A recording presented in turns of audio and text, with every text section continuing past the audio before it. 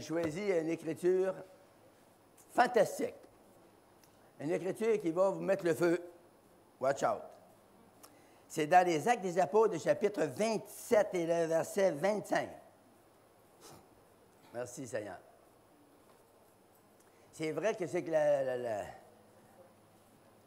comment tu t'appelles donc? Comment? Annie. C'est vrai ce qu'Annie a dit. Tu sais, des fois, là, on attend, on prie, puis on attend, puis on dirait que ça ne marche pas. Mais ça marche. Mais nous, il faut qu'on attende. Puis vous autres, c'est correct, vous avez de la patience, mais moi, j'ai de la misère. Moi, j'ai de la misère à attendre. Mais c'est vrai que quand ça débouche, ça débouche. Alléluia! Glory! On peut compter sur lui parce qu'il est fidèle, il est vrai. Et tout ce que sa bouche a dit, sa main va l'accomplir. Ça, tu es tous sûrs qu'on est ici ce matin. Alors, on va prier. Seigneur Jésus, je prie ce matin que la parole de Dieu qui va passer à travers ma bouche va toucher le cœur de mes frères et mes sœurs et mes amis qui sont ici ce matin, profondément, de manière à stimuler notre foi pour que l'on puisse encore grandir avec toi, s'approcher de toi, vivre dans une intimité avec toi. Je prie pour ta présence ce matin dans l'Assemblée. Chaque personne, fais-nous sentir ta présence à cause de ta grâce, ta miséricorde, ta compassion, qui sont éternelles. Alléluia. Merci pour ta présence sur les gens. Et quand je vais prêcher, je prie, Seigneur, que l'onction se puisse sortir de ma bouche et rentrer dans l'esprit des gens pour qu'ils puissent recevoir ce matin la touche divine que tu as pour eux. Dans le nom puissant de Jésus. Amen. Alors, Actes des Apôtres, chapitre 27 et le verset 25, l'apôtre Paul dit ceci. Dans un lieu d'épreuve. L'apôtre Paul n'a pas dit ça, que tout allait bien, là. C'est tout sur les roses, pas vrai. Il était dans une situation très difficile. Et on va en parler. Ça dit ceci. C'est pourquoi, ô hommes, rassurez-vous, car j'ai cette confiance en Dieu qu'il en sera comme il m'a été dit.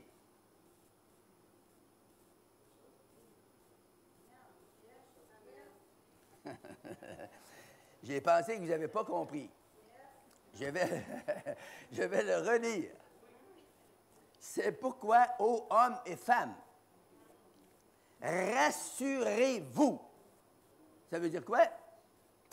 Car j'ai cette confiance en Dieu qu'il en sera comme il m'a été dit. L'apôtre Paul était dans une place serrée, on va dire. Et Dieu lui a dit, comme tu as rendu témoignage de moi ici, à Jérusalem, il faut maintenant que tu ailles à rendre témoignage de moi à Rome. Et là, il fallait qu'il prenne le navire. Il a pris le navire. Êtes-vous dans le navire? Et là, la tempête a commencé. Dans un navire, il ne fait pas toujours beau. C'est pas toujours doux. Il y a des fois que ça brasse un petit peu, puis moi, je le sais, j'y ai goûté. Moi, j'ai déjà été sur le lac supérieur, dans une chaloupe, on était 16 hommes à bord, avec tous les bagages et des bûcherons, là. Puis on a traversé, puis la tempête a pris. Puis là, il n'y a pas à dire, tu es en plein milieu du lac, tu ne peux plus débarquer, là. Tu peux pas pousser non plus. La seule affaire, il y avait une coupe de chaudière, puis les gars, ils étaient là, qui n'étaient pas sauvés. Moi, je venais d'être sauvé. Je n'avais pas peur.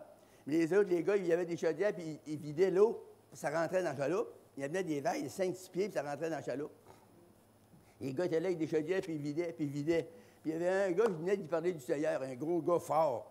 J'avais parlé du Seigneur, puis il me dit, Il dit, coudonc, et puis t'as pas peur, toi? J'ai dit non. Je suis sauvé.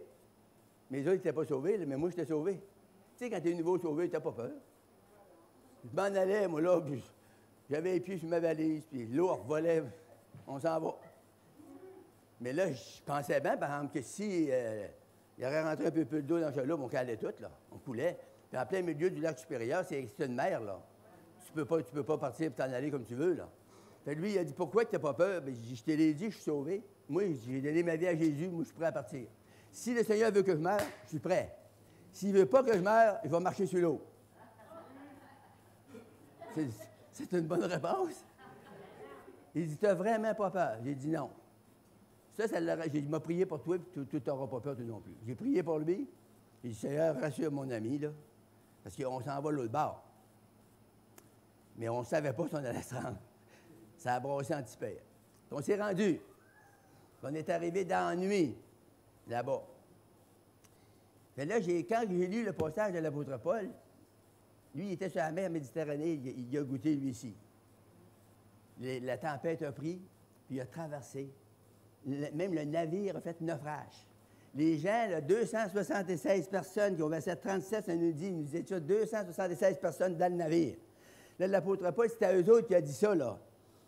Ô hommes, rassurez-vous. Rassurer, ça veut dire, c'est un verbe transitif qui veut dire redonner confiance. Rassurer, ça veut dire apaiser les gens. Tu sais, les gens étaient après paniqués dans le navire, là. Sûrement qu'il y en a qui ne devaient pas rien être en train, ils devaient l'être paniqués. Au bout. Là, il les a apaisés. Il dit, assurez-vous, calmez-vous, tranquillisez-vous. Ça les a consolés. Et là, ils ont pu continuer leur route. Pourquoi? Parce que l'apôtre Paul a dit, car j'ai cette confiance en Dieu, qu'il me sera fait exactement comme il m'a été dit. Dieu il avait dit, il faut que tu ailles rendre témoignage à Rome. Donc, il n'a pas pensé qu'il allait mourir en chemin. Il n'a pas pensé qu'il allait se noyer en chemin. Il en a profité pour parler du Seigneur aux gens qui étaient là, qui étaient inconvertis, qui ne connaissaient pas le Seigneur. Lui, il le connaissait. Puis il faisait confiance. J'ai cette confiance, alléluia, j'ai cette assurance. Je suis rassuré pour moi. Mais je veux vous rassurer que ça va m'arriver exactement comme Dieu me dit. Il faut que l'on sache, frères et sœurs, que ce que Dieu a dit dans sa parole, il va le faire par sa puissance. La parole de Dieu, c'est l'affaire la plus certaine de l'univers. C'est pour ça que Dieu nous l'a donné. Hey, pensez-vous que ce n'est pas un amour extraordinaire? C'est un amour que vous ne pouvez pas comprendre, puis moi non plus, avec nos petites têtes, nos petits cerveaux humains. C'est un amour inconditionnel, c'est un amour qui est certain, c'est certain, certain, certain. Dieu l'a dit, Dieu va le faire. Dieu t'a-tu dit quelque chose? Attends-toi qu'il va le faire. Et ça peut être un matin. Un matin, vous avez un vieillard en avant de vous qui est en train de vous enseigner la confiance en Dieu. Et même moi, j'en manque souvent.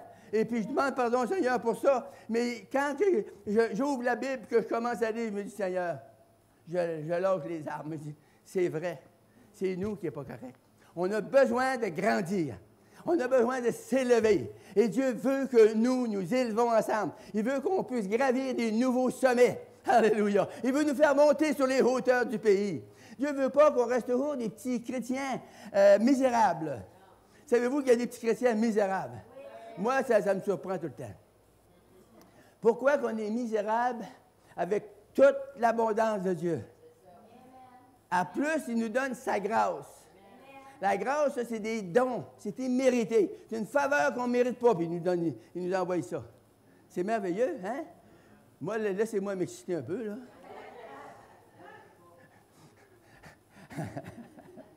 Alléluia! Gloire à Dieu. J'ai cette confiance en Dieu qu'il en sera comme il m'a été dit.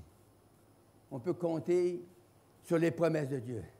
On peut compter sur sa parole. Pourquoi? Parce que sa parole est la vérité. Ce n'est pas une vérité, c'est la vérité. Jésus a dit, je suis le chemin, la vérité et la vie.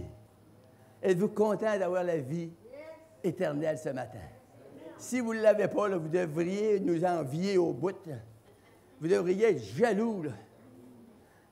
Vous devriez convoiter de tout votre cœur cette merveilleuse joie, cette paix immortelle qui nous habite. À l'âge de 25 ans, j'étais un homme troublé, bouleversé, dans l'anxiété. Je ne dormais pas dans la nuit, puis ça me disait, si tu meurs, où vas-tu passer l'éternité? Et ma réponse était, sur le diable, avec Casimir. Mais gloire à Dieu, il m'a sauvé quand j'avais 25 ans, quand j'étais esclave, pris avec la cigarette, la boisson, l'esclavage, les ténèbres, la bataille, la haine, me réveillait la nuit pour haïr des gens. Puis, il me préparait un plan pour le casser à la gueule. mais quand le Seigneur m'a sauvé, les mêmes gens que j'haïssais, je me suis mis à les aimer. Je les aimais assez, je les aurais donné avec sur la joue. Un coup d'or, c'est le changement que le Seigneur fait. Moi, je suis tellement béni d'être sauvé, là. Quand je pense à ça, je pars à pleurer. Des fois, ma femme m'a dit, qu'est-ce que tu as, mon mari? J'ai dit, c'est pas toi, trésor. C'est pas toi qui me fais ça. C'est quelqu'un de plus grand que ma femme. C'est un Dieu qui remplit le ciel et la terre, la mer et les abîmes plus profonds que les mers. Alléluia. Il est vivant. Il est puissant. C'est un Dieu d'amour. C'est un Dieu de grâce. C'est un Dieu de miséricorde. C'est un Dieu de compassion. C'est un Dieu qui vit éternellement. C'est un Dieu qui, quand il fait une promesse, il est en arrière pour la baquer. Ce que sa bouche a dit, sa main va l'accomplir. C'est ça qui est merveilleux avec la Bible, la parole de Dieu. La parole de Dieu, tout va passer. La Bible dit le ciel et la terre vont passer même. Mais sa parole ne passera jamais. Ce matin, je ne vous dis pas des choses qui sont fondées sur le sable. Je vous dis des choses qui sont fondées sur le roc. Le roc, c'est Jésus-Christ. Alléluia, alléluia, alléluia. Je veux expliquer le mot confiance. Le titre de mon message, c'est la foi victorieuse. Il y a deux sortes de foi, hein? Peut-être que vous ne saviez pas. Il y a la foi morte, puis il y a la foi vivante. Il y a la foi passive, puis il y a la foi active. Puis la Bible nous dit que la foi qui est agissante dans la charité. Ça, c'est bon. Alléluia. Le mot confiance, c'est un nom féminin. Ça appartient-tu aux femmes? C'est un mot latin qui se dit confidentia. Ça veut dire le fait de se confier en quelqu'un, en l'occurrence à Dieu. Amen? Le mot confiance, ça veut dire assurance ou crédit.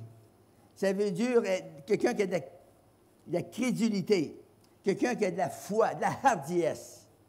Il y a des gens qui ont de la foi, mais ils ont une sorte de foi, mais ils n'ont pas d'hardiesse. La hardiesse, c'est quelqu'un qui fonce. Est-ce que vous êtes là? C'est ça.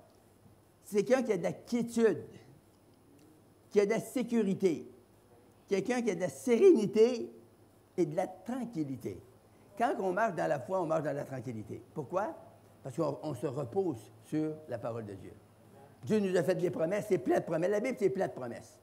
Puis Dieu nous a fait ça pour nous. Pourquoi il n'a pas fait ça pour lui, là? Il n'a pas besoin, lui. C'est lui qui les a faites. Il les a faites pour quelqu'un. Ces personnes-là, c'est vous et moi. Les gens disent, ah, ça, c'est dans l'Ancien Testament. C'est drôle, le monde, comment c'est fait, hein? Tu sais, quand il y a quelqu'un qui ne fait pas les affaires, il dit ça, c'est dans l'Ancien Testament. Mais quand c'est une promesse dans l'Ancien Testament aussi, oh, on la veut. Ça, c'est nous autres. Toute la Bible, c'est pour toi et c'est pour moi. Toute la Bible. Il y a des affaires dans la Bible qui font notre affaire. C'est merveilleux. Il y a des affaires qui ne font pas notre affaire. Pourquoi? Parce que notre chair n'est pas faite pour ça. La chair est faite pour résister l'esprit. La Bible nous dit que la chair est inimitié contre l'esprit. Donc, votre chair, là, n'oubliez pas ça, là. Vous l'avez. Moi, j'en ai 140 livres. Je dis mon poids en passant, là. J'ai maigri, c'est ma femme qui me soigne pas assez.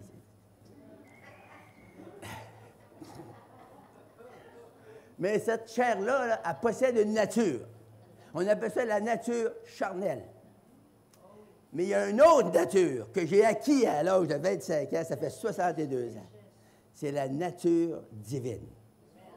Cette nature habite en moi. Vous ne la voyez pas. Phil Bouchard, il y a ça, lui. Ce qu'elle est, c'est dans mon esprit. Cette nature-là me réveille la nuit pour me bénir. Je me réveille la nuit, puis je coule des larmes des fois, puis je dis, Seigneur, t'es là. Je sens sa présence. Je sens sa présence, là. Alléluia. Pas la nature charnelle qui fait sentir ça. Non, non, non. C'est sa nature divine. Puis, quand il est venu dans la nature charnelle, Jésus, ce qu'il a fait? Il a changé le vieux cœur de pierre. Moi, j'aurais pu tuer quelqu'un, ça m'aurait fait rien, là. Quand j'étais choqué, là, ça aurait été une pinotte pour moi. Mais le Seigneur, il a ôté ce cœur-là, il m'a donné un cœur de chair. Puis là, il y a quelque chose qui heurte mon esprit, ça me blesse. Ça veut dire que j'ai un autre cœur. Le cœur de pierre, je l'ai perdu. Je l'ai perdu où? Je l'ai perdu à Saint-Nathalie, en Abitibi. Monique, elle sait ce que c'est, ça. Alléluia.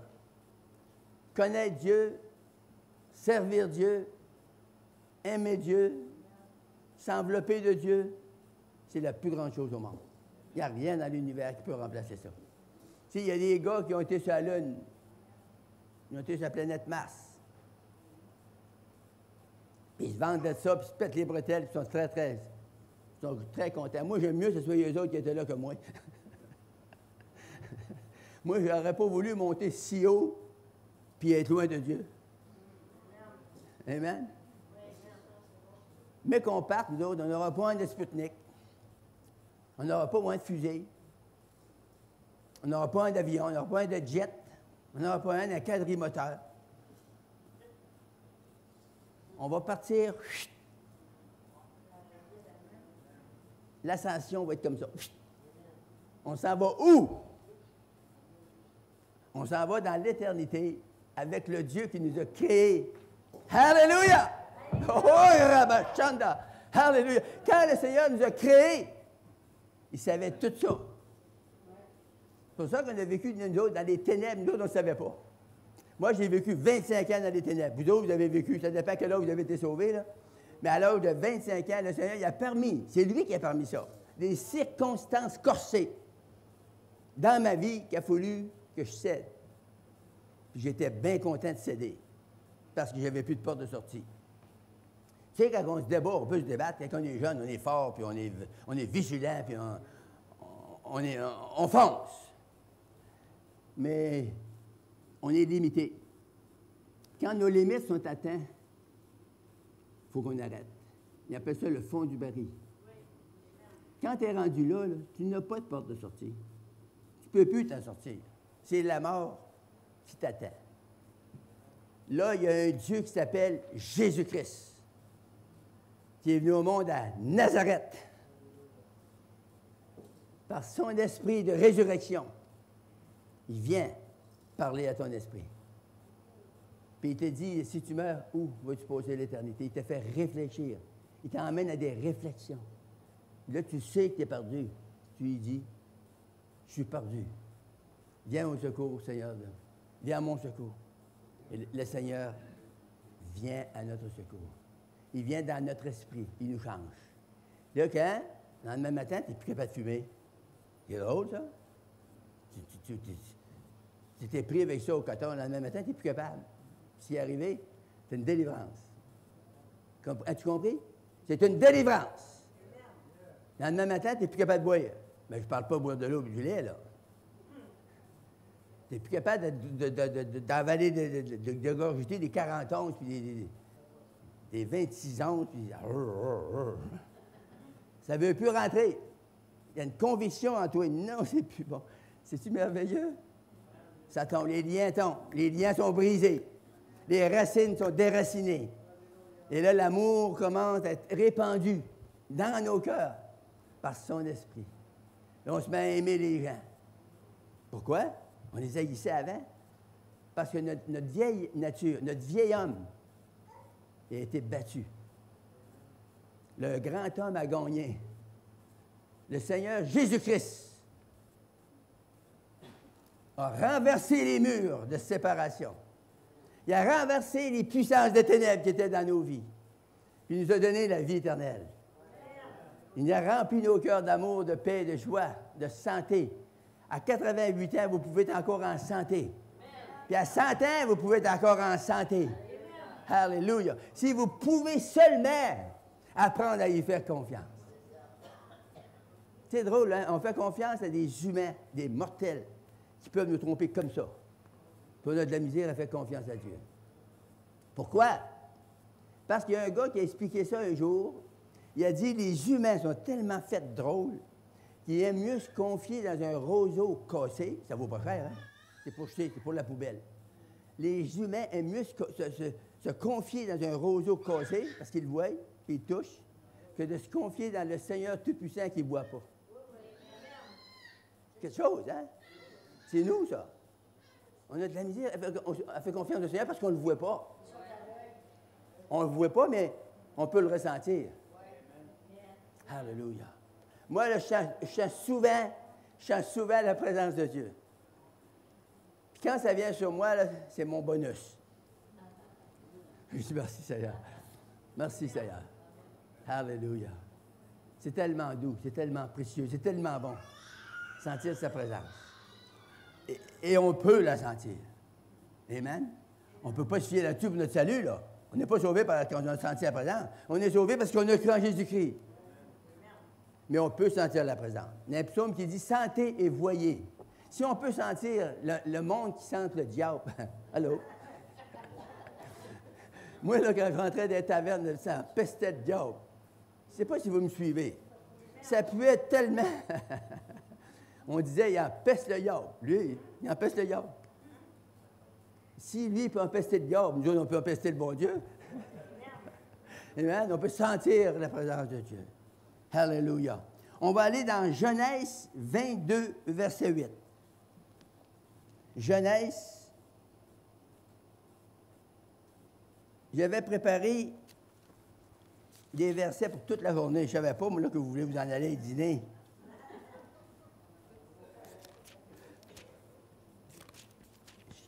Genèse 22 et le verset 8. Abraham, qui a entendu parler d'Abraham ici? Tout le monde a entendu parler d'Abraham. Abraham répondit, dit, « Mon fils, Dieu se pourvoira lui-même de l'agneau pour l'Holocauste. » Et ils marchèrent tous deux ensemble. Wow! C'est quoi un homme de foi ou une femme de foi? C'est quelqu'un qui voit les choses par la foi dans l'invisible. Il voit dans l'invisible.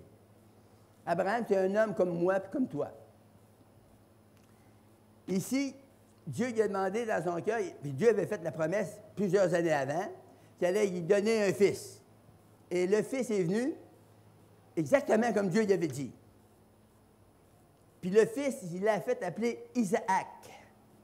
C'est le fils de la promesse. On est des descendants d'Abraham, d'Isaac, Jacob, Amen, David.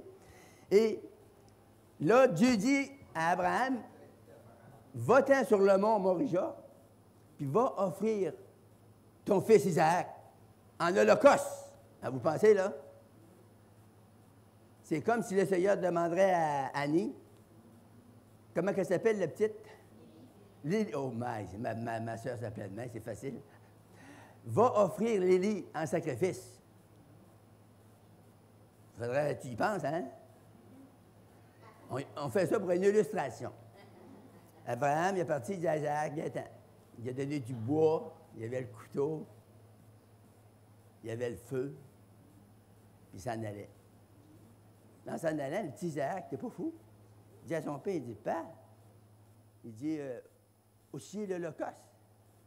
On a le bois, on a le feu, on a le couteau. Mais ce qui est l'Holocauste, Dieu n'était pas pour Dieu, c'est toi. Abraham n'était pas pour Dieu, c'est toi l'Holocauste. Dieu, il a dit, Abraham, il dit Dieu pourvoira lui-même. C'est de la foi, ça, là. Hein? Pensez-y, là. Dieu va s'en pourvoir d'un Holocauste. Ils ont continué à marcher jusqu'au mont Moriah. Au mont Moriah, quand il était rendu là, la Bible nous dit qu'il a préparé l'autel. Il a rangé le bois. Il a pris des petits Isaac, il a couché sur l'autel. Là, il a pris le couteau. Je ne sais pas si Isaac a fait des efforts. Je ne sais pas. C'est pas marqué. Mais la Bible nous dit qu'il a pris le couteau. Il est allé en obéissance. Il ne voulait pas tuer son enfant. Là. Il aimait son enfant. Mais il avait la foi que si Dieu y avait donné, que Dieu allait entreprendre. Est-ce qu'on est là? On vient proche des fois de se décourager, hein? On vient près de tout lâcher des fois, hein? Des fois, le couteau est là, puis ils prennent, nous descendent sur la gorge, puis il n'y a pas de sortie. Ah! Dieu intervient. Dieu intervient surnaturellement, divinement, puissamment. Des choses qu'on ne peut pas comprendre. On ne sait pas comment il fait. Dieu est là. Dieu, lui, il sait tout. Il connaît tout. Puis il fait tout. Amen. Mais comme le couteau allait pour partir, il y a un ange qui est arrivé et il a dit « Abraham! Abraham! » La Bible nous dit, en se relevant la tête, il a vu un bouc. Un bouc, ça a des cornes. Il était pris dans un buisson par les cornes. Là, je sentais qu'Abraham dit à Isaac, voilà l'Holocauste. Ça l'est, l'Holocauste. Alléluia, on va faire l'Holocauste. Le Fils est resté là. On est des descendants d'Isaac. On est des hommes et des femmes de foi. Nous, là, la petite gang qui a 369 de rue McDonald à Granby, on est des hommes et des femmes qui croient dans l'invisible. Jésus, on ne le voit pas, mais on sait qu'il est vivant. On sait qu'il est ici ce matin. Il est ici pourquoi? Il est ici pour rencontrer nos besoins. Nous avons tous des besoins. Ça paraît moins pour quelques-uns, mais il y en a aussi. Même les gens les plus souriants ce matin, vous avez des besoins. Et ce qui est merveilleux, on a un spécialiste ici ce matin. Hein, vous pensez que c'est moi, hein? C'est Jésus. Jésus, le spécialiste des spécialistes, est ici pour rencontrer votre besoin. Puis si vous saviez comment est-ce qu'il veut le faire, comme ça. Pour toi, pour toi, pour toi, pour toi. Juste comme ça. Flow. Il veut déclencher l'élément surnaturel de la foi. C'est très, très puissant. C'est croire quelque chose qu'on ne voit pas. Puis on ne sait pas que c'est là. On le sait par la foi, nous, parce qu'on est des enfants de Dieu. On sait que ce que Dieu dit dans sa parole, il va l'accomplir par sa puissance. La main de Dieu n'est pas trop courte pour sauver, ni son oreille trop dure pour entendre. Savez-vous, Dieu entend toutes nos prières. On a de la misère à croire ça, hein? Moi-même, j'ai de la misère à croire ça. Moi, là, il me reste une couple de requêtes qui ne sont pas exaucées. Toutes mes prières ont été exaucées, sauf quelques-unes. Il y en a une, ça fait 33 ans. Vous allez dire, tu vas mourir avant, ça ne me fait rien. Mais que je meurs, je pourrais dire, je l'ai cru avec la force que j'avais. Amen. Alléluia. Mais, je peux vous dire quelque chose, je vais les voir avant de mourir. Des gens, ils me disent, des fois, tu te meurs. Ils pensent ça, eux autres.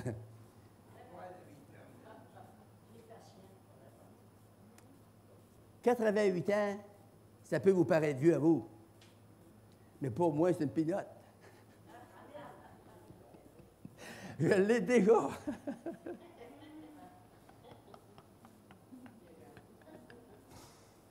Alléluia.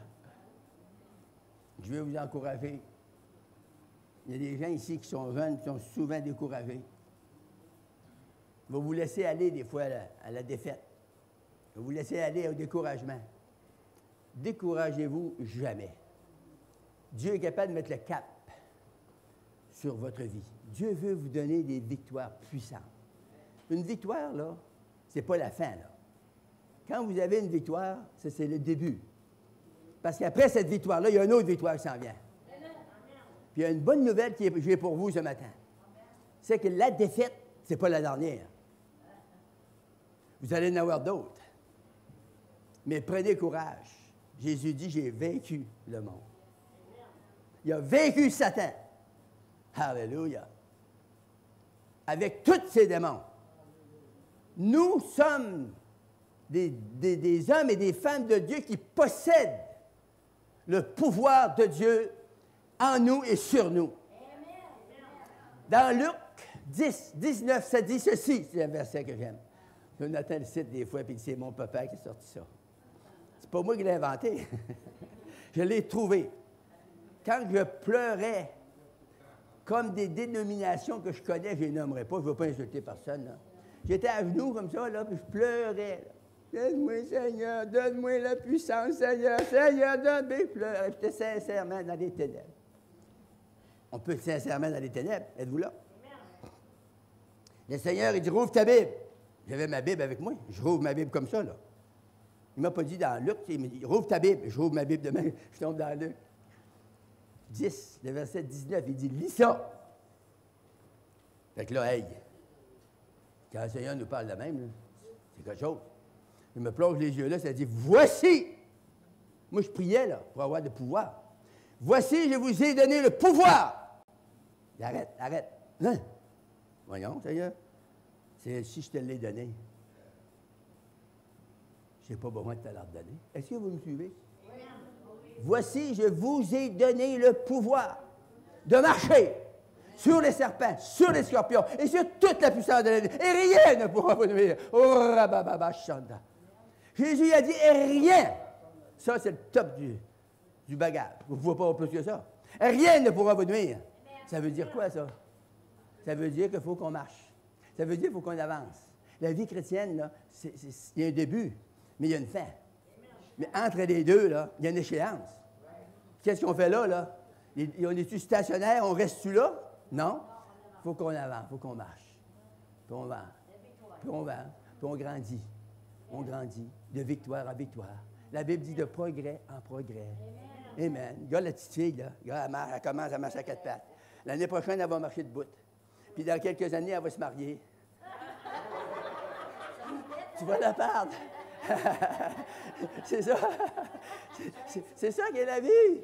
Nous, les chrétiens, quand on était sauvés, on marchait à quatre pattes comme elle, on tombait. On se barrait les pieds dans des allumettes. Mais aujourd'hui, on est plus solide. On ne tombe pas tout de suite comme ça. Wow! Pourquoi? On a grandi. On s'est affermi. Dieu veut qu'on s'affermisse dans la foi. Alléluia. Qu'on devienne ferme. Qu'on devienne des hommes et des femmes. Alléluia. Oh, alléluia. Et que j'étais un bon prêcheur un matin. L'apôtre Paul a dit dans Hébreu, il dit, vous devriez tous être des maîtres. Wow! Toute la gang, des maîtres en Christ. Dans la connaissance de la parole. Pourtant, certainement, on doit se reconnaître, on n'est pas tous des maîtres, hein? Mais la Bible dit, vous devriez tous, sans exception. Moi, quand je lis ça, ça m'énerve. Vous savez qui c'est? Je me dis, merci Seigneur, je suis un maître. Alléluia! Maître dans l'enseignement de la parole de Dieu. Alléluia! On a juste besoin de s'approcher du Seigneur. Puis on a juste besoin d'obéir. On est rebelle, hein? Êtes-vous là? On est rebelle. Dieu nous a donné des commandements dans la parole, puis on prie, Seigneur, je fasse ça. Il a dit dans la parole. Seigneur, il a dit, allez guérir les malades. Mais on ne le fait pas. Là, il dit, ben moi, il n'y a pas ce ministère-là. Ben, je ne sais pas si vous prenez le ministère, là, je ne comprends pas, là. C'est écrit, allez, les croyants, allez. Jésus réunit ses apôtres, puis il dit, allez, chassez les démons. Hein? C'est pas marqué que les apôtres ont dit, on n'a jamais fait ça, Seigneur. Allez, chassez les démons. Il n'a pas dit, allez prier pour les démons, il dit, chassez-les! Sors! Au nom de Jésus. C'est ça qu'il a dit de faire. Il dit, guérissez les malades. Il dit, on va prier pour les malades. Seigneur Jésus, Père du ciel et de la terre, Dieu d'Abraham, d'Isaac et de Jacob. Là, le monde fait des prières énormes. Ça vient d'où, ces prières-là? Ça, c'est des prières de la religion. Nous autres, on a sorti d'une grande religion de ténèbres. N'oubliez pas ça. Puis cette prostituée-là, là, elle a eu des filles. Toutes les églises protestantes, c'est ses filles. C'est bon, hein? C'est assez bon. Jocelyne a dit amen. Merci, Jocelyne. Ils se sont prostitués dans le péché. Puis ont perdu leur puissance. Mais la puissance reste dans la parole de Dieu. Dieu dit, allez prêcher. Il n'a pas dit que ça prend un apôtre pour aller prêcher. Il n'a pas dit que ça prenait un évangéliste pour aller prêcher. Ils doivent faire ça, mais il a donné la mission. C'est une mission pour tous les croyants. Voici les miracles qui accompagneront ceux qui auront cru. Est-ce qu'on a cru? Cru, ça ne veut pas dire manger de la chair crue. Ça veut dire croire que Jésus-Christ est le Dieu éternel manifesté dans la chair. Puis il est revenu. Il est monté au ciel, porté le sacrifice pour nos péchés, au trône de la grâce. Il est revenu par l'Esprit vivre dans son Église. Son Église, c'est qui? C'est toi. C'est moi. Partout qu'il y a un chrétien dans le monde, fait partie de l'Église. On est des membres du corps de Christ. Lui, il est la tête. Pour ça, il faut y obéir. Il faut toujours obéir à la tête. Moi, là, il y a un ami à nous autres, elle a une tête. Comme vous, là, puis comme moi. Mais dans sa tête, il y a un cerveau. Écoutez-moi, là. Puis le cerveau, il y a une maladie qui l'a fait comme... C'est pas paralysé, mais c'est comme paralysé. Le cerveau, la moitié du cerveau, qui est pour des commandes du corps spécifiques, puis l'autre moitié, c'est pour les autres commandes. Puis là, tout d'un coup, le cerveau, il a séché, ou il a paralysé, ou il a gelé, le côté droit. Là, la personne, elle a perdu la parole. Elle a perdu des notions. De faire si tout le côté droit, il est complètement figé. Donc, elle ne peut plus faire rien de ce côté-là. Là, l'autre côté, ça s'est répandu dans l'autre côté du cerveau. Écoutez bien. Là, dans l'autre côté du cerveau, ça, c'est pour les autres gestions de notre corps. Parce que si je vous parle, c'est parce que ça part de mon cerveau, là. Ça donne la commande. Si je grouille mon bras, c'est mon cerveau qui dit « lève ton bras ». Si mon cerveau, il ne dirait pas ça, là, le bras resterait là. Fait que la deuxième partie de son cerveau, il a commencé à paralyser, à geler. Là, elle n'est plus capable d'aller à la toilette. Est-ce que vous me suivez? Elle ne va plus à la toilette parce que son cerveau, il ne dit plus, là. Fait que là, elle est aux couches. Son cerveau, il ne dit pas une telle affaire. Elle n'est plus capable de grouiller ses bras, elle n'est plus capable de parler, elle n'est plus capable de rien faire. Là, ils ont placé la personne. La personne va mourir bien vite. Voyez-vous comment est-ce que c'est? C'est ça, la Bible nous dit, soyez transformés par le renouvellement de votre intelligence. Transformés par le renouvellement. Il faut que ça soit renouvelé par la puissance de Dieu puis par la parole de Dieu. Ça, j'ai mentionné une maladie naturelle. Là. C'est des démons, ça. Des démons qui produisent ça. Mais il y a toutes sortes d'affaires qui peuvent arriver. C'est pour nous montrer que dans le sens spirituel, on a aussi des responsabilités. La responsabilité, c'est d'obéir à la parole de Dieu. Puis ça n'appartient pas juste aux pasteurs, ça appartient à tous les croyants. À partir du plus petit jusqu'au plus grand, s'il y en a des plus grands, là, ou vice-versa, ça appartient à chacun de nous. La responsabilité est d'obéir à la parole de Dieu. Alors, quand on voit quelqu'un qui s'agite pour Dieu, on est content. Mais Dieu veut qu'on le fasse nous autres aussi. Dieu veut qu'on se dégêne. C'est un beau mot employé là, hein? Dégêner. Moi, quand ma femme m'a connue, elle était gênée. Mais aujourd'hui, elle n'est plus gênée. Elle a perdu sa gêne. Elle me parle pareil comme ça me connaît très, très bien.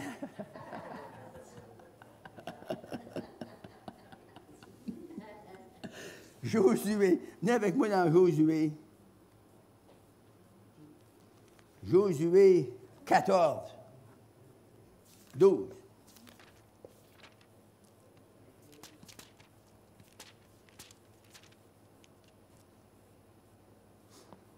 Ah, ça c'est bon. Ça, c'est deux messieurs heureux. Caleb et Josué. Et il y en avait un d'eux autres qui a suivi la traque jusqu'à 45 ans, quand Dieu y avait parlé pour la montagne. Mais à l'âge de 85 ans, il a dit à son frère Josué, il dit, « Donne-moi donc cette montagne. » Hey, les jeunes ce matin, ils ont 80 ans, là, êtes-vous là? « Donne-moi donc cette montagne dont l'Éternel a parlé dans ce temps-là. » 45 ans passés. « Car tu as appris alors qu'il s'y trouve des Anakim, des fils d'Anak, des géants, entre 8 et 12 pieds. Puis il dit, il y a des grandes villes fortifiées. L'Éternel sera peut-être avec moi. Je les chasserai comme l'Éternel a dit. Comme l'Éternel. Dieu a dit qu'il allait chasser les Anakim. Puis il dit, donne-moi la montagne, puis moi, je vais m'en occuper, les Anakim. Hey, c'est pas pire pareil. Il y avait 85 ans, il y avait la vision de défricher des champs nouveaux. Amen. Si je veux faire plus pour le Seigneur, vous ne me condamnez pas, hein? Je voudrais faire plus. Pour le moment, je ne suis pas capable de faire plus. Mais moi, je crois que le Seigneur, il va me donner tout ce qu'il me faut pour faire plus. La force, c'est tout lui qui l'a. Ça y appartient à la force. Puis il peut nous la transférer à nous. Moi, je me réveille des matins, moi, je suis comme un lion.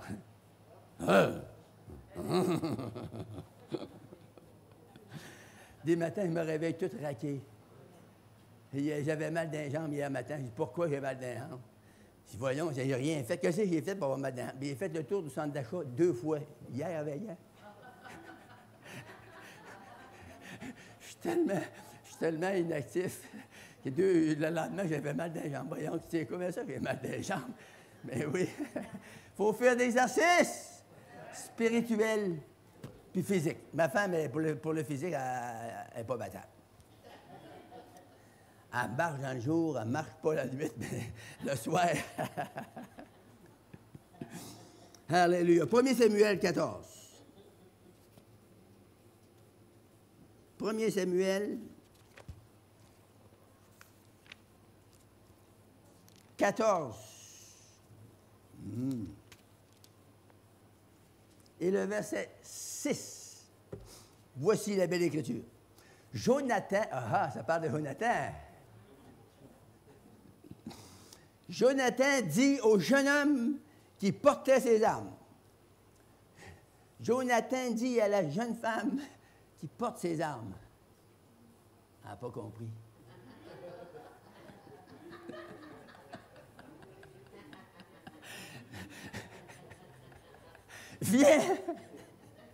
Viens et poussons jusqu'au poste de ces incirconcis.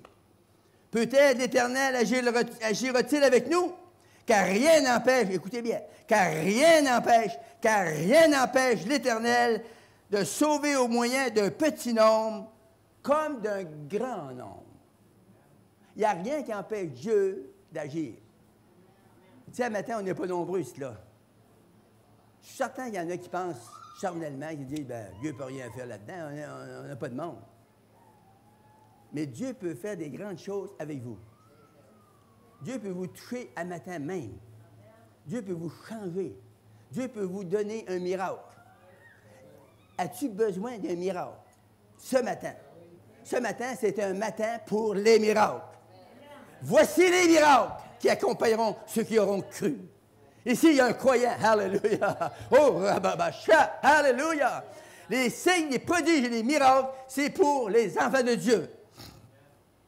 Jonathan dit au jeune homme qui portait ses armes, « Viens et poussons jusqu'au poste de ces incirconcis. » Les Syriens qui étaient là, contre eux autres, une grosse armée.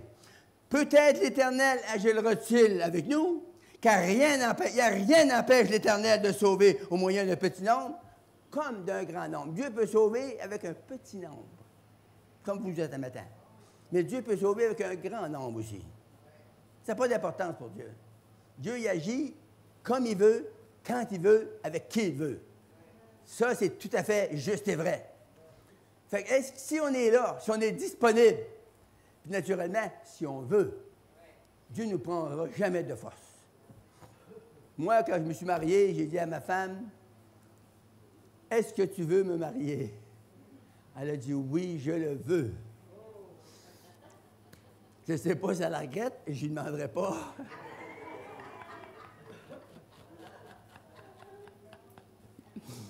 Mais moi, je ne la regrette pas. C'est moi qui est le bénéficiaire. Alléluia! Alors, Jonathan savait que Dieu pouvait sauver avec un petit nombre comme avec un grand nombre. Les Israélites étaient très nombreux. Mais à travers une foule très nombreuse, laissez-moi vous dire ça, à travers une foule très nombreuse, il y a beaucoup de peureux. Il y a beaucoup de peureux. Les peureux se cachent, puis attendent. Mais les audacieux, les hommes et les femmes de foi, les autres, ils s'avancent. Ils disent, Dieu peut faire des grandes choses avec moi. Même si je suis en petit nombre, Dieu peut faire des grandes choses avec moi. Mais mettez votre main sur votre poitrine. Dites, Seigneur, je crois que tu peux faire des grandes choses avec moi. Merci, Seigneur. Alléluia. Dieu peut faire des grandes choses avec un petit nombre, mais il peut faire des grandes choses avec un grand nombre. Il n'y a rien qui l'empêche. C'est lui qui est boss. Moi, j'ai travaillé dans un camp, j'étais boss. Le matin, j'avais un groupe d'hommes qui s'en venaient avec moi, puis je disais, toi, tu vas là le matin. Tu t'en vas couper de la ligne là. Toi, tu t'en vas là. Toi, tu t'en vas là. Toi, puis toi, vous en allez là. Je plaçais tous les gars comme ça, puis les gars partaient travailler. Ils obéissaient à mon ordre. Pourquoi? Parce que c'est moi qui étais en autorité sur eux. Bien là, c'est Christ qui est en autorité sur nous. Puis lui, il s'en fait-tu? Ça te dérange-tu? Lui, s'il dit à toi, tu vas là, tu pars, puis tu y vas. Il n'y a pas de question là-dessus. On n'a même pas besoin de se poser des questions. C'est lui qui est boss. Il est le supérieur. Je l'aime. Il est tellement un bon supérieur. Même si tu désobéis des fois, par-dessus des fois, tu dis, Seigneur, pardonne-moi, j'ai désobéi. Il va te pardonner ça. Savez-vous ce que ça veut dire, pardonner? C'est t'oublier. C'est pas comme les humains, là. Oubliez ça, là. Les humains disent, je te pardonne, mais elle recommence pas. Ça, c'est pas pardonner, ça. Pardonner, c'est oublier. Il a oublié nos péchés. Il les a envoyés dans la mer de l'oubli. Wow! Ils ont disparu, puis on ne les reverra plus jamais. Quand on va arriver avec lui dans sa présence au ciel, là, il nous mettra pas ça sur le nez. Il dit, gars, Bouchard, t'as fait ça, là. C'est-tu merveilleux? C'est fini pour la vie. Jamais qu'ils vont leur parler de ça. Pourquoi? Parce que c'est lavé dans le sang. Tu sais, quand votre tapis, il y a une tache dessus, là. Puis vous prenez des affaires comme ma femme, je ne sais pas, du lista, je ne sais pas comment elle appelle ça. Puis elle frotte le tapis, puis le tapis, il vient pareil comme il était avant. Il devient comme neuf. La tache n'est plus là. Cherche-le plus, elle n'est plus là. Mais c'est pareil, quand tu as une tache sur ton âme, tu as un péché, tu as une désobéissance, une rébellion. Tu demandes pardon au Seigneur. Seigneur, je reconnais que j'ai une tache. Je te demande pardon, Seigneur. Lave ça dans ton sang. Le sang de Jésus. C'est drôle, pareil, le sang, c'est rouge, ça nous rend blanc comme la neige. Trouvez ça drôle? C'est vrai. Pourquoi que ça se peut pas? Ça se peut. Pourquoi qu'une vache rouge, elle donne du lait blanc?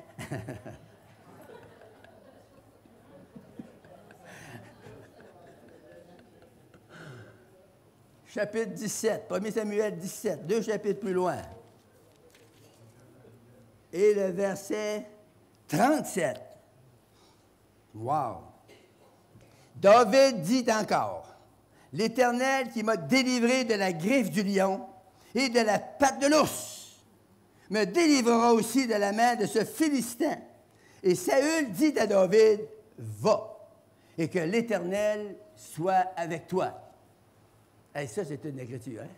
Il y aurait, tous les versets que je vous donne le matin, il y aurait un message, chaque verset.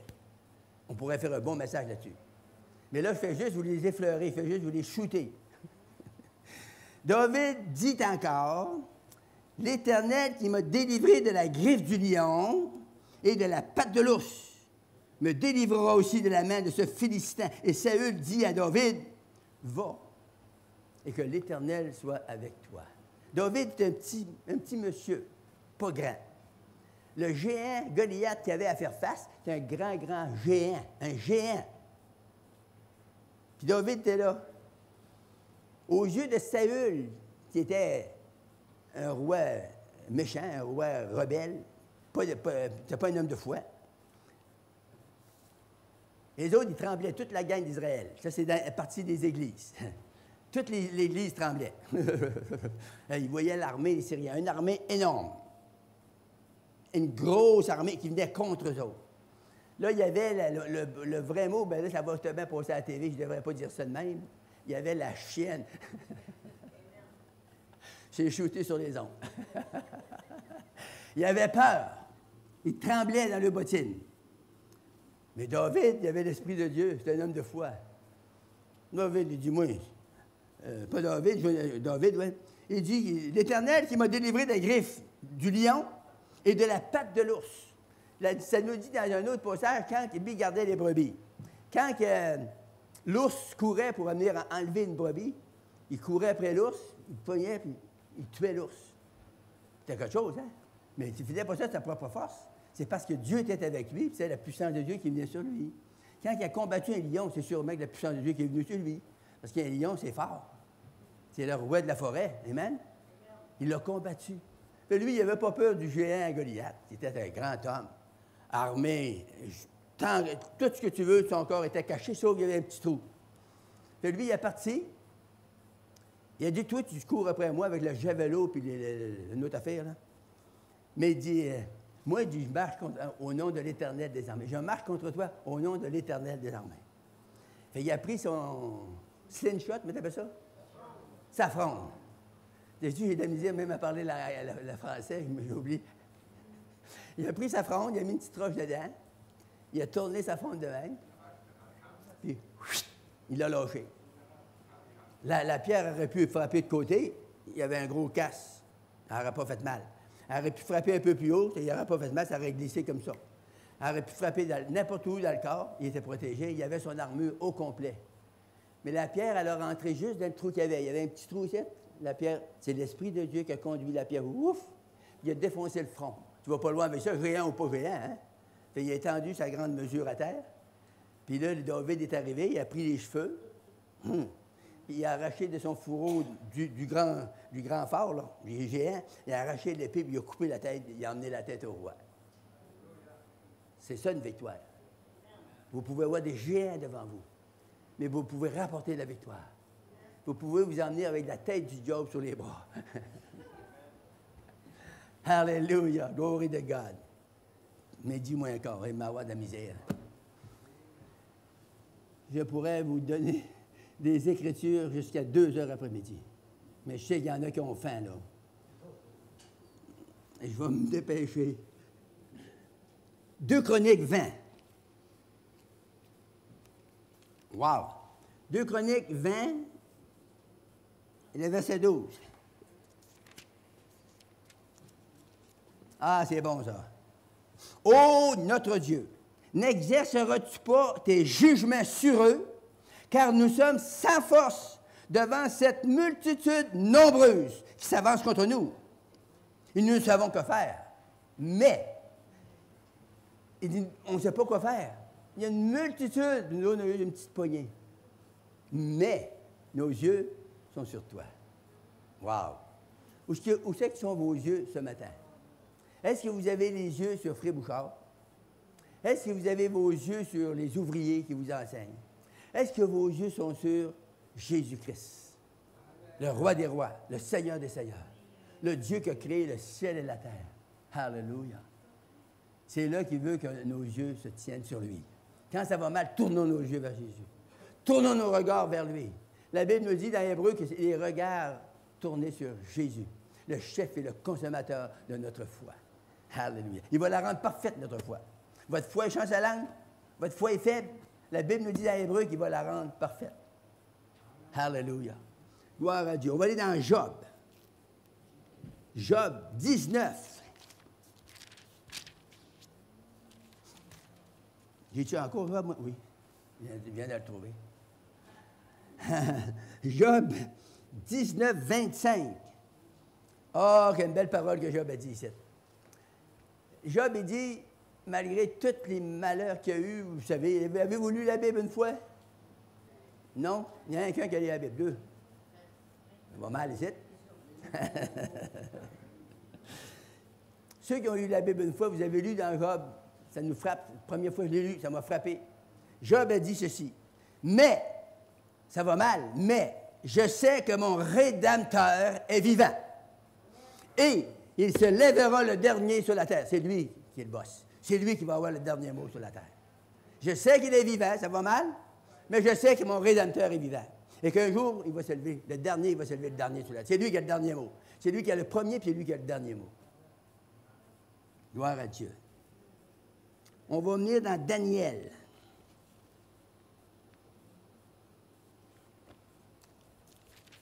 Bon, Daniel, je ne veux pas dire notre pasteur, là, je veux dire le prophète Daniel.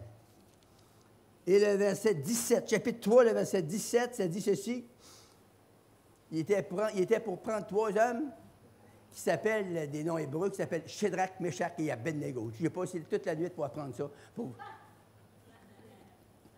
Shadrach, Meshach et Abednego devaient être jetés dans une fournaise surchauffée, très ardente, pour leur foi en Dieu. Mais gars, ce que les hommes ont répondu, et j'aime ça, des réponses de main, c'est tellement positif, c'est tellement des réponses de confiance, des réponses de foi, de tranquillité, de repos. Il dit, voici notre Dieu. On va lire le verset 16. Shadrach, Meshach et Abednego répliquèrent au roi Nabuchodonosor, qui avait le pouvoir de les tuer comme ça, là. Nous n'avons pas besoin de te répondre là-dessus. En d'autres mots, on n'a pas d'affaire à tuer, puis pas pantoute. OK? Voici notre Dieu que nous servons. Il servait Dieu. Peut nous délivrer de la fournaise ardente et il nous délivrera. Amen. Alléluia. Eh bien, trouvez-vous ça bon? Il nous délivrera de ta main au roi. Et vous savez que c'est qui est arrivé. Amen. J'argumenterai pas long, mais juste souligner pour ceux qui ne connaissent pas trop l'Écriture. La Bible nous dit qu'ils ont projeté les toits dans la fournaise avec leurs vêtements. Et les plus forts soldats qu'ils ont pris, ils ont jeté. Mais quand ils ont ouvert la fournaise, ils étaient tellement surchauffés que les flammes ont tué les soldats. Les autres, ils ont tombé dans la fournaise, les trois. Puis là, ils s'en allaient à travers le feu. N'avez-vous pas lu ça dans la Bible?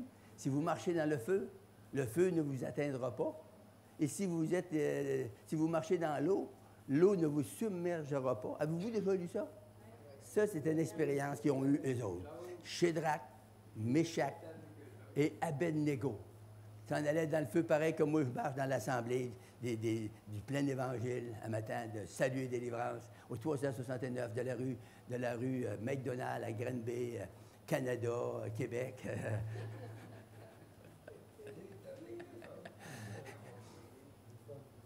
Le roi s'est avancé et dit, oh, n'avons-nous pas jeté 3 hommes dans la fournaise?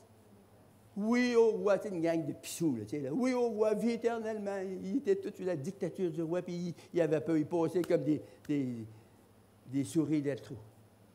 Oui, au roi, vie éternellement, on a jeté 3. Il dit, j'en vois 4. Et le 4e, il est semblable au Fils de Dieu. Alléluia. Wow! Si vous tombez dans la fournaise, si vous êtes dans une épreuve, souvenez-vous de cette écriture. Là où Jésus, le roi des rois, le Seigneur des seigneurs, le Dieu tout-puissant, incarné dans un homme, dans un corps comme vous, qui a rapporté la victoire pour nos péchés, pour nos difficultés, pour nos problèmes, nos maladies, nos oppressions, nos obsessions. Il nous a délivrés entièrement. Amen, ces hommes, dites comme ces hommes, voici notre Dieu que nous servons, peut nous délivrer, et il nous délivrera. Alléluia. Ça vous encourage-tu? Je suis venu ici pour ça, je veux vous encourager. J'ai choisi des Écritures qui vont piquer votre foi. Ça va piquer votre curiosité. Vous allez méditer là-dessus après-midi. Il y a des versets qui vont vous revenir. Wow, c'est écrit ça. Ça fait longtemps qu'on ne les a pas vus, on pense qu'ils ne sont plus là. Ils sont là, ils sont là encore. Alors, on va aller pour finir avec Romains 4, 20.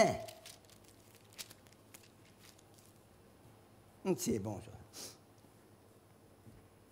Il ne douta point, il parle d'Abraham, il ne doute point par incrédulité. Ah!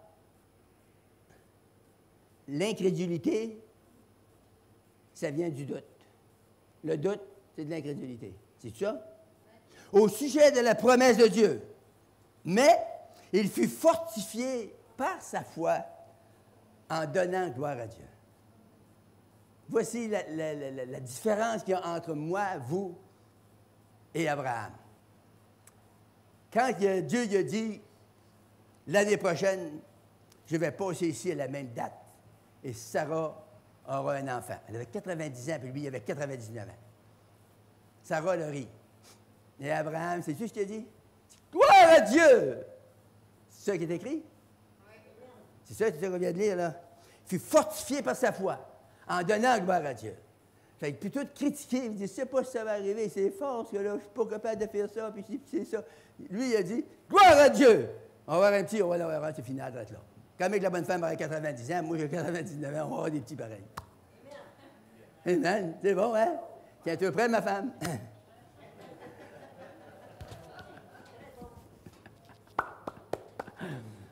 Dieu peut faire au-delà de ce que nous pensons et ce que nous croyons.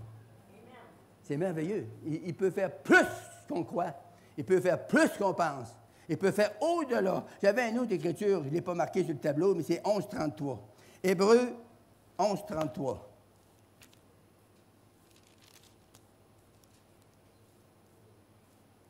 Toi, il y en a-tu un, oui? On va lire 32 avec. Et que dirais-je encore?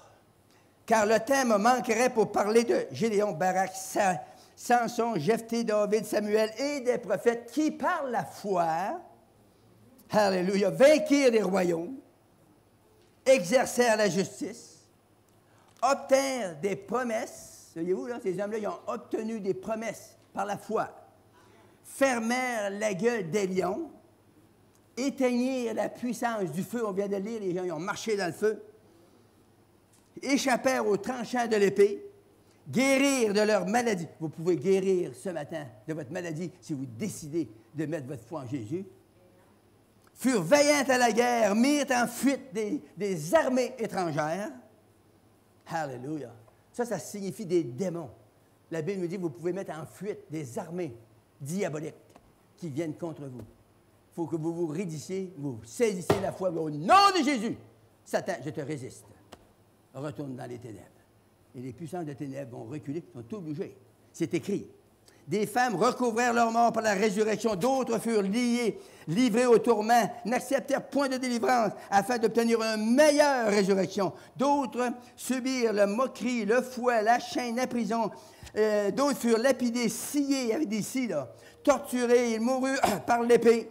Ils allèrent ça et là, vêtus de peau de brebis, de peau de chèvre, dénumés de tout, persécutés, maltraités. Eux dont le monde n'était pas digne, errant dans les déserts, dans les montagnes, dans les cavernes, dans les antres de la terre, tous ceux-là à laquelle ils n'étaient pas dignes. Toutes ces affaires-là qui sont arrivées par la foi, là, on peut toutes passer par là si on veut croire la promesse de Dieu.